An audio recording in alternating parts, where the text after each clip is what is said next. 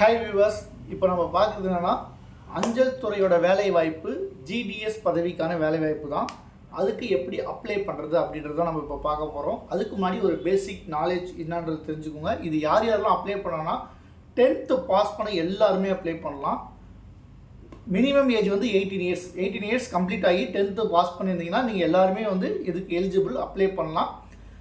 Age லிமிட்னு பார்த்தீங்கன்னா 40 years, காமனாக 18 to 40 years எல்லாருமே அப்ளை பண்ணலாம். ஷெட்யூல் கேஸ்ட் அப்படின்ற விடோ அந்த மாதிரி இருக்கவங்களுக்கு ரிட்டையர்ட் ஆர்மி பர்சன்ஸ்க்கு ஏஜ் ரிலாக்ஸேஷனும் கொடுத்துருக்காங்க.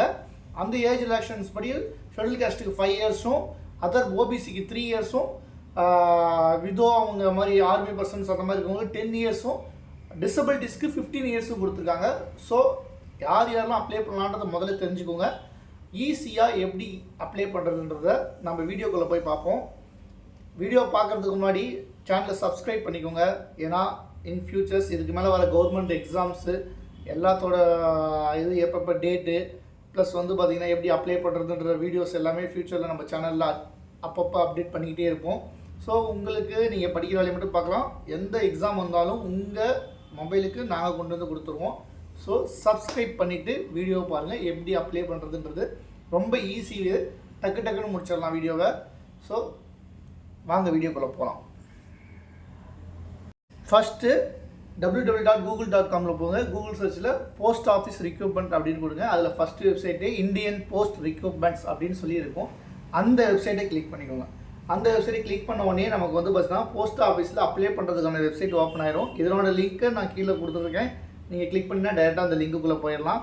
அதில் வந்து பார்த்தீங்கன்னா ஆன்லைன் ஜிடிஎஸ் ரிக்ரூட்மெண்ட்னு ஒரு ஆப்ஷன் இருக்குது. அதை கிளிக் பண்ண உடனேயே உங்களுக்கு நெக்ஸ்ட் பேஜ் போயிடும். அந்த நெக்ஸ்ட் பேஜில் வந்து பார்த்தீங்கன்னா ஸ்டெப் பை ஸ்டெப் எப்படி ரிஜிஸ்டர் பண்ணுறது அப்படின்றத உங்களுக்கு கொடுத்துருப்பாங்க.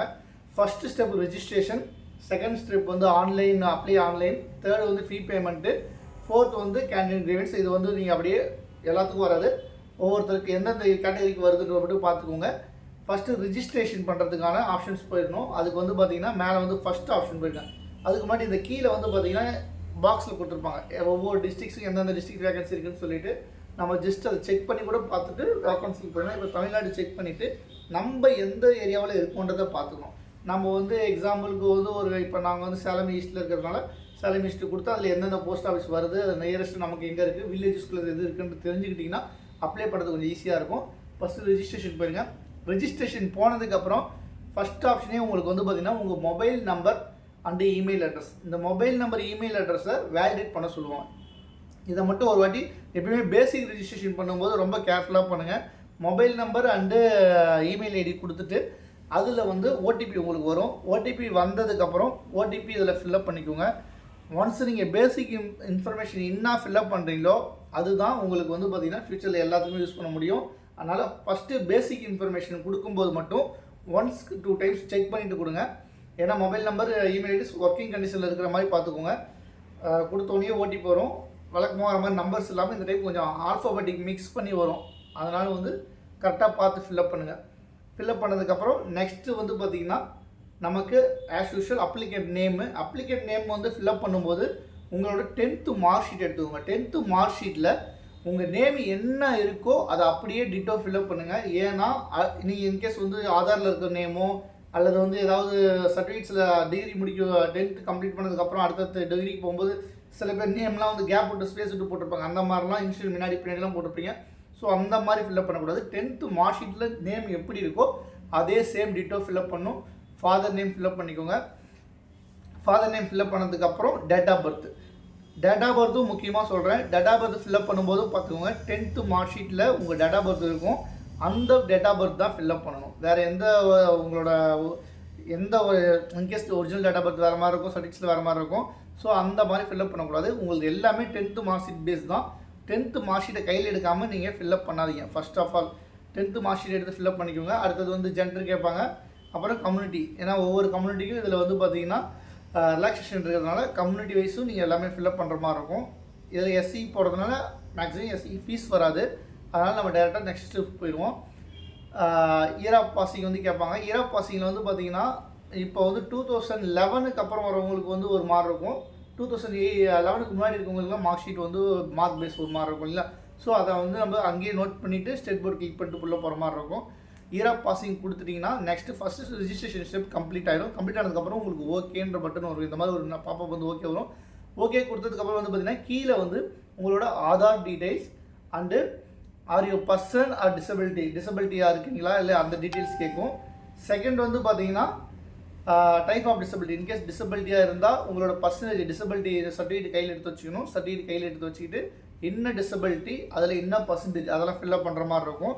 இல்லை டிசபிலிட்டி இல்லைனா நீங்கள் நோ கொடுத்துருங்க. செகண்ட் வந்து பார்த்தீங்கன்னா ஸ்கூல் என்ன மீடியமில் படிச்சிங்க அப்படின்ற டீட்டெயில்ஸ் கேட்பாங்க. ஸ்கூல் வந்து லோக்கல் லாங்குவேஜ்னால் தமிழ் கொடுத்துக்கோங்க. மேக்ஸிமம் தமிழ்நாடுனாலும் தமிழ் இருக்கும். இல்லை இங்கிலீஷ் மீடியம் படிச்சிருந்தாலும் அந்த இடத்துல இங்கிலீஷ் கொடுத்துக்கோங்க. சரிங்களா? அடுத்தது வந்து ஃபோட்டோ அண்டு சிக்னேச்சர் வந்து ஆட் பண்ணுற மாதிரி இருக்கும். ஃபோட்டோ சிக்னேச்சர் ஆட் பண்ணிடுங்க. ஃபோட்டோ சிக்னேச்சர் ஆட் பண்ணதுக்கப்புறம் ஒரு வாட்டி அப்ளிகேஷனை செக் பண்ணிக்கோங்க. நான் ஆதார் நம்பர் முன்னாடி கொடுக்கல, இப்போ நான் கடைசியாக கொடுத்துட்றேன். கொடுத்ததுக்கப்புறம் ஃபோட்டோ சிக்னேச்சர் ஆட் பண்ணுறேன்.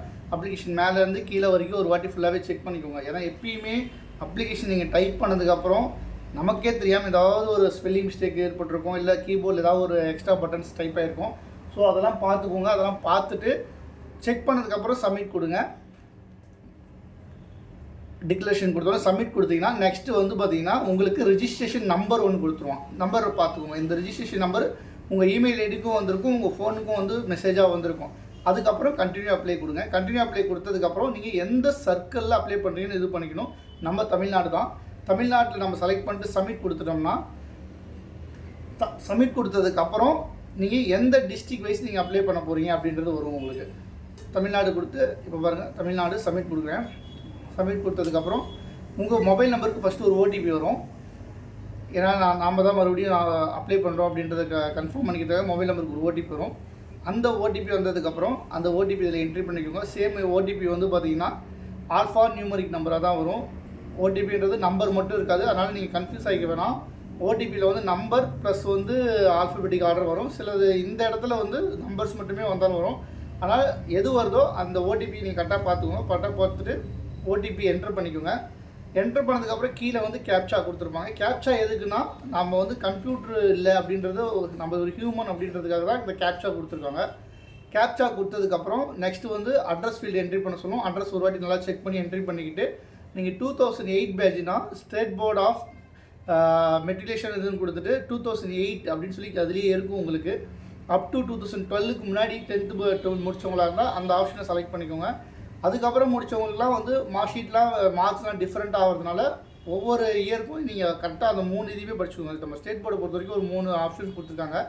3 ஆப்ஷன்ஸ் கொடுத்து நீங்கள் எந்த இயருக்குள்ளே 10th முடிச்சிங்க அப்படின்றத செக் பண்ணிவிட்டு அந்த இயரை மறக்காமல் இது பண்ணிக்கோங்க. மாற்றி கொடுக்காதீங்க. மாற்றி கொடுத்தீங்கன்னா மார்க்கோட பர்சன்டேஜ் மாறும் உங்களுக்கு. 600 அந்த மாதிரி போயிடும் உங்களுக்கு.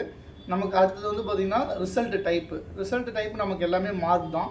ஸோ மார்க்குனா ஏன்னா நம்ம 500 மார்க்ஸ் தான் எடுத்திருக்கோம். நமக்கு வந்து பார்த்திங்கன்னா இந்த ஜிஏ இதெல்லாம் வராது உங்களுக்கு. ஸோ இங்கிலீஷில் எத்தனை மார்க்கு, தமிழில் எத்தனை மார்க்கு, மேக்ஸில் எத்தனை மார்க்கு, சயின்ஸில் எத்தனை மார்க்குன்னு சொல்லிட்டு நம்ம 10th மார்க் ஷீட்டில் என்ன மார்க் இருக்குதோ அந்த மார்க்கை டிட்டோ எழுதுங்க. இப்போ இருக்க ஸ்டூடெண்ட்ஸ்க்குலாம் ப்ராக்டிக்கல் தனியாக இருக்கும், தியரி தனியாக இருக்கும். ஸோ அதனால தான் அந்த இயர் செலக்ட் பண்ணும்போது கொஞ்சம் கேர்ஃபுல்லாக பார்த்துக்கணும்னு சொல்கிறேன். பழசு எக்ஸாம் எழுதுனவங்களுக்கு எல்லாத்துக்கும் இங்கிலீஷ், தமிழ், மேத்தமெட்டிக்ஸ், சயின்ஸ்னால் ஒரே மார்க்காக தான் இருக்கும். பட் ஆனால் இப்போ எழுதுகிற எல்லாத்துக்குமே சயின்ஸ், மேக்ஸ்னு எடுத்துகிட்டா ப்ராக்டிக்கல் ஒரு மார்க் இருக்கும், தியரிக்கு ஒரு மார்க் இருக்கும். ஸோ அந்த மாதிரி செப்பரேட் பண்ணி போடுற மாதிரி உங்களுக்கு இங்கே பாக்ஸ் ஓப்பன் ஆயிரும். இவங்க வந்து 2008ன்றதுனால so old pattern. So old பேட்டர்னில் இருக்க மார்க் நமக்கு இப்படி தான் இருக்கும். ஸோ அந்த மார்க்லாம் என்ட்ரி பண்ணதுக்கப்புறம் நமக்கு வந்து பார்த்திங்கன்னா செலக்ட் டிவிஷன் அப்ளை ஃபார் அப்படின்னு கேட்கும். நம்ம இதில் வந்து பார்த்திங்கன்னா ஒவ்வொரு ஸ்டேட் டிஸ்ட்ரிக்ட்லேயுமே டிவிஷன்ஸ் இருக்கும். ஸோ இப்போ நான் சேலம் ஈஸ்ட் டிவிஷன் இருக்கவங்களுக்கு தான் அப்ளை பண்ணுறேன். இந்த இடத்துல வந்து பார்த்திங்கன்னா போஸ்ட் ப்ரிஃபரன்ஸ் இருக்கும். போஸ்ட் ப்ரிஃபரன்ஸில் வந்து பார்த்திங்கன்னா அந்த டிவிஷனில் எத்தனை இது இருக்குது உங்களுக்கு போஸ்ட் ஆஃபீஸ்க்கு வந்து வேகன்சி கொடுத்துருக்காங்க அப்படின்றது காட்டும். எப்படியா இருந்தாலுமே ஒவ்வொரு டிவிஷனுக்கும் எனக்கு தெரிஞ்சு குறைஞ்சபட்சம் ஒரு 30 to 40 இடம் போஸ்ட் ஆஃபீஸ் இருக்குது வில்லேஜஸ்க்குள்ளே. ஸோ அந்த வில்லேஜஸை பார்த்துட்டு நமக்கு சீனியாரிட்டி பேஸில் எது முக்கியமாக இதில் குறிக்கும் போது பார்த்துக்கோங்க. நீங்கள் வந்து பார்த்தீங்கன்னா மினிமம் ஒரு 200 அதாவது 10th வந்து பாஸ் வந்து ஒரு 250 260லேருந்தே நீங்கள் அப்ளை பண்ணலாம். ஒன்லி வந்து 400 மார்க் எடுத்து தான் அப்ளை பண்ணணும், 350 மார்க் எடுத்து தான் அப்ளை பண்ணணும்னு அவசியம் கிடையாது. நீங்கள் எந்த மார்க் அதாவது ஒரு 260 எடுத்தீங்கனாலும் ஓகே. பட் ஆனால் நீங்கள் இங்கே கொடுக்குறீங்க பார்த்தீங்களா ப்ரிஃபரன்ஸ், அந்த ப்ரிஃபரன்ஸில் கொஞ்சம் இன்டீரியர் வில்லேஜ் கொடுக்குறீங்கன்னு வச்சுக்கலாம். இன்டீரியர் வில்லேஜில் நீங்கள் ஒரு 260 மார்க் எடுத்துருக்கீங்க, உங்களுக்கு காம்படிட்டர் யாருமே இல்லைன்னா உங்களுக்கு தான் கம்பல்சரி போஸ்டிங் கொடுப்பாங்க. அதனால் 260 எடுத்திருக்கோம், 300 எடுத்திருக்கோம், நம்ம போய் அப்ளை பண்ணாமல் வேணாம், எல்லாருமே அப்ளை பண்ணுங்கள். அப்ளை பண்ணும்போது இந்த சீனியாரிட்டி மட்டும் ஒரு வாட்டி செக் பண்ணிக்கோங்க. உங்கள் டிவிஷனில் கொடுக்குறதுனால உங்களுக்கே தெரியும், அந்த வேர்ட்ஸ்லாம் படிச்சிங்கன்னா தெரியும் எந்த ஏரியாவில் வருதுன்னு சொல்லிட்டு, எந்த வில்லேஜுக்குள்ளே வருதுன்னு சொல்லிட்டு. கொஞ்சம் இன்டீரியர் ஏரியாவில் அப்ளை பண்ணிங்கனாவே தெரிஞ்சிடும் உங்களுக்கு. அந்த ஏரியாவில் உங்களுக்கு காம்படிஷன் இல்லைன்னா கம்பல்சரி உங்களுக்கு வேலை கிடச்சிரும். ப்ரிஃபரன்ஸ் மட்டும் பார்த்தீங்கன்னா என்ன ப்ரிஃபரன்ஸ் இருக்கோ அதை நீங்கள் கரெக்டாக கொடுத்துட்டு வந்துடுங்க. நான் இங்கே வந்து பார்த்தீங்கன்னா 1 2 3 எல்லா இதுவுமே கொடுத்துருக்கேன். அதில் என்ன சீரியல் இருக்கோ அதே சேம் சீரியல் தான் கொடுத்துட்டு வந்திருக்கேன். அதனால் ஏன்னா எங்கே இருந்தாலும் நம்ம வேலைக்கு போக போகிறோம்னால ஒன்றும் ப்ராப்ளம் கிடையாது. இல்லை எனக்கு இன்டீரியரில் ஒரு வில்லேஜ் வேணுனாலும் நீங்கள் கரெக்டாக ப்ரிஃபரன்ஸ் பார்த்துக்கோங்க. உங்களுக்கு தெரிஞ்ச இடத்துல கொடுக்கணும்னாலும் ப்ரிஃபரன்ஸ் பார்த்து கொடுத்துக்கோங்க. அடுத்தது வந்து பார்த்தீங்கன்னா டிவிஷன்ஸ் எல்லாமே செலக்ட் பண்ணதுக்கப்புறம் எந்தெந்த இது நம்ம கொடுத்துருக்கோம் அப்படின்றது ஒரு எக்ஸல் மாதிரி இருக்கும். அது தேவையில்லை. நமக்கு வந்து டிக்ளரேஷன் கொடுத்துட்டு ஒரு வாட்டி ஃபுல்லாகவே அப்ளிகேஷன் செக் பண்ணிவிட்டு சேவ் அண்ட் சப்மிட் கொடுங்க. அப்ளிகேஷன் சப்மிட் சக்ஸஸ்ஃபுல்லின்னு வந்துச்சு. அப்ளிகேஷன் சப்மிட் வரணும். ஓகே கொடுத்ததுக்கப்புறம் உங்களுக்கு ஒரு போஸ்ட் ஆஃபீஸ் பேஜ் மாதிரி வந்து அந்த பேஜஸில் உங்களோட அப்ளிகேஷனில் நீங்கள் கொடுத்த டீட்டெயில்ஸ் எல்லாமே இருக்கும். ஒன்ஸ்க்கு 2 டைம் செக் பண்ணிக்கோங்க. ஏன்னா கரெக்ஷன்ஸ்க்கு வந்து ஒரு 3 days டைம் கொடுத்துருக்காங்க. உங்களுக்கு 5th வந்து அப்ளிகேஷன் க்ளோஸ் ஆகுதுன்னா 6 7 8 3 நாள் வந்து அப்ளிகேஷன் கரெக்ஷன் டேட் கொடுத்துருக்காங்க. ஒன்ஸ் அதனால் நீங்கள் சப்மிட் பண்ணதுக்கு அப்புறமே அப்ளிகேஷன் எல்லாமே கரெக்டாக பண்ணிக்கலாம்னு செக் பண்ணிக்கோங்க. இன்கேஸ் தப்பாக பண்ணியிருந்தால் கூட கரெக்ஷன் டேட்டில் நம்ம பண்ணிக்கலாம். இதை ஒரு அக்னாலஜ்மெண்ட் பிரிண்ட் எடுத்து கையில் வச்சுக்கோங்க. இதுக்கு மேலே உங்களுக்கு ஏதாவது டவுட்ஸ் இருந்துச்சுன்னா நீங்கள் என்னோடய சேனலுக்கு வந்து பாருங்கள். என்னோடய சேனலில் நீங்கள் கமெண்ட் இந்த வீடியோக்கு பண்ணலாம். என்னோடய சேனல் சப்ஸ்கிரைப் பண்ணிக்கோங்க. மேற்கொண்டு கவர்மெண்ட் ஜாப்ஸ் எது வந்தாலுமே ஒரு சிறுகதை. அடுத்தடுத்து நாங்கள் வீடியோஸ் போட்டுகிட்டே இருப்போம். ஒரு செல்வந்தர் தன் மகனிடம் தன் குடும்ப சொத்துக்களை முழுவதும் ஒப்படைப்பதற்கு முன்பாக இந்த உலகம் எப்படிப்பட்டது என்பதை புரிய வைக்க அவனையும் ஒரு கழுதை